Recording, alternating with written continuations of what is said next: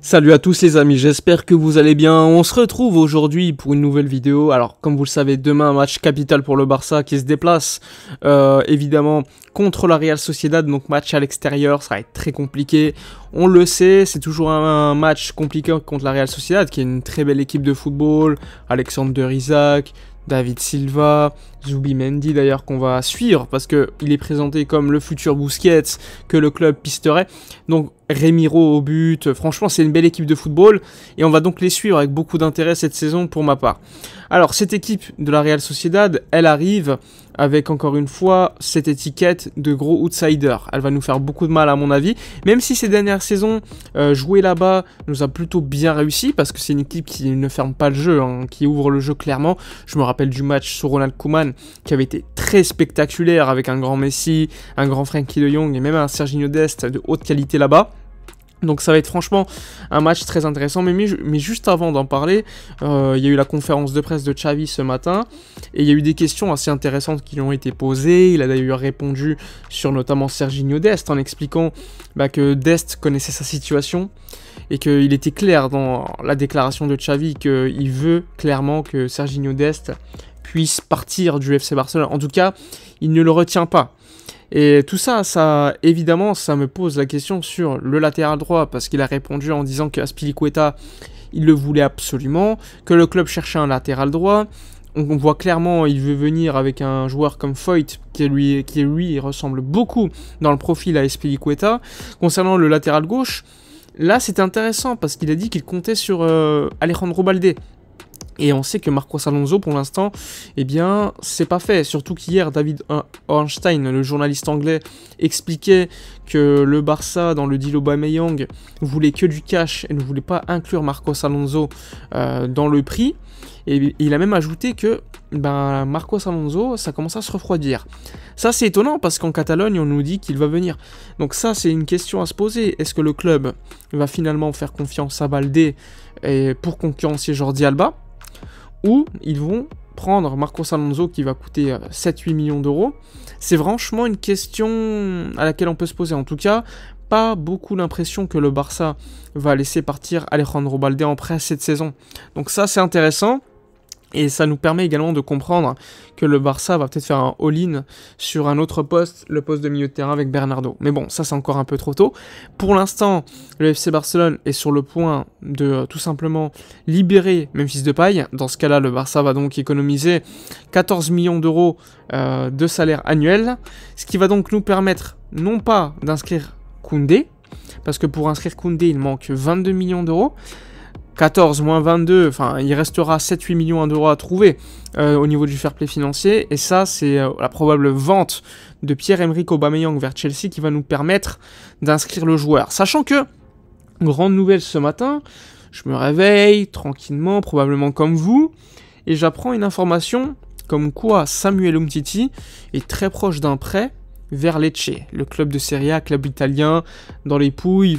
Franchement, l'environnement là-bas est exceptionnel, ça va lui permettre de rejouer au football, championnat comme de premier plan la Serie A, donc c'est parfait pour nous. On va peut-être pouvoir économiser un peu de masse salariale aussi, et ne pas l'avoir dans l'effectif. Et franchement pour lui, je pense que c'est bien également de pouvoir rejouer au football. Donc ça c'est également à noter. Donc on va suivre avec beaucoup d'intérêt, parce que Xavi en conférence de presse a encore répété que Koundé pour lui était un défenseur central important, capital, qui était leader de cette équipe avec Araujo derrière. Il a expliqué qu'il le voulait absolument comme défenseur central et non comme latéral droit, et qu'il attendait encore une fois pour pouvoir l'inscrire. Peut-être demain, ça va être très compliqué, mais c'est encore possible. Donc pour cela, il faudrait vraiment les départs d'Aubameyang, qui serait quand même une grosse déception au niveau de son départ, parce que c'est un joueur important, plus le départ de Memphis. Et donc, avoir également Umtiti qui pourrait s'en aller en prêt en Italie vers Lecce. Donc ça aussi, c'est à noter. Concernant le futur de certains joueurs. Concernant également Pablo Touré, Xavi s'est exprimé en expliquant que, vu l'effectif qu'il y avait, il était peut-être mieux pour lui de partir en prêt. Il a le niveau il est largement supérieur à la 3e division espagnole, donc ça n'aurait aucun sens qu'il joue avec le Barça Athletic, le Barça B. Et donc avec l'équipe première, ce serait peu probable qu'il joue, donc mieux pour lui quand même de partir en prêt pour une saison. Et franchement, je suis plutôt d'accord avec Xavi sur ce point-là. Ensuite, Il a parlé de Frenkie de Jong, il a expliqué qu'il le voyait comme un joueur qui pouvait jouer comme numéro 8, mais également comme numéro 6, qui avait beaucoup d'options pour remplacer Busquets demain, qui est suspendu, je le rappelle.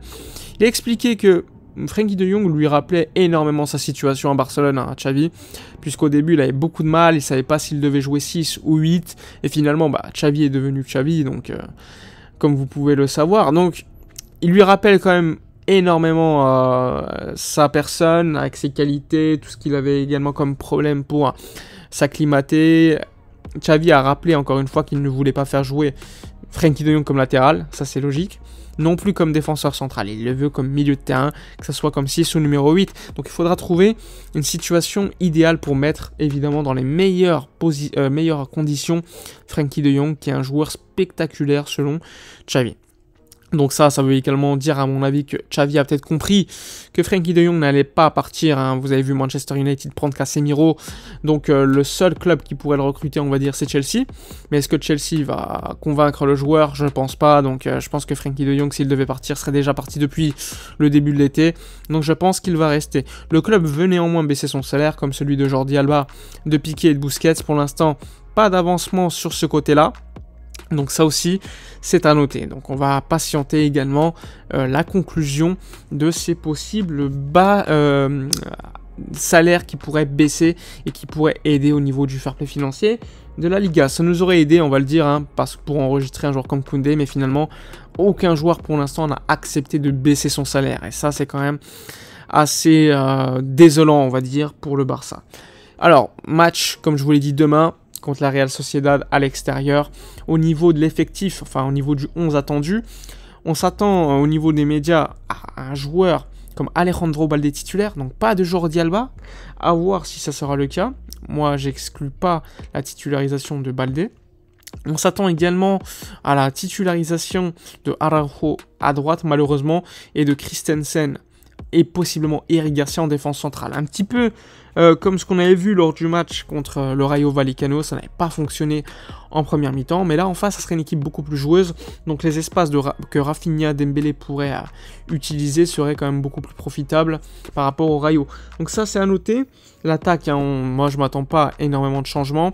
Peut-être une surprise à Ansu Fati titulaire, je ne sais pas, mais en tout cas moi je pense que ça sera encore Rafinha, Dembélé, Lewandowski. Le milieu de terrain, on s'attend à un Pjanic, Frenkie de Jong, Pedri. Mais on peut être surpris avec, pourquoi pas, Kessié qui pourrait rentrer. Donc ça aussi, ça nous permet également d'avoir beaucoup de possibilités au milieu de terrain, d'avoir autant de joueurs de banc. Enfin bref, voilà pour la vidéo. N'hésitez pas dans les commentaires à donner votre 11 pour demain, vos avis sur toutes les rumeurs mercato. N'oubliez pas également de liker, commenter, partager. Je vous dis donc à la prochaine et d'ici là, comme d'habitude, portez-vous bien.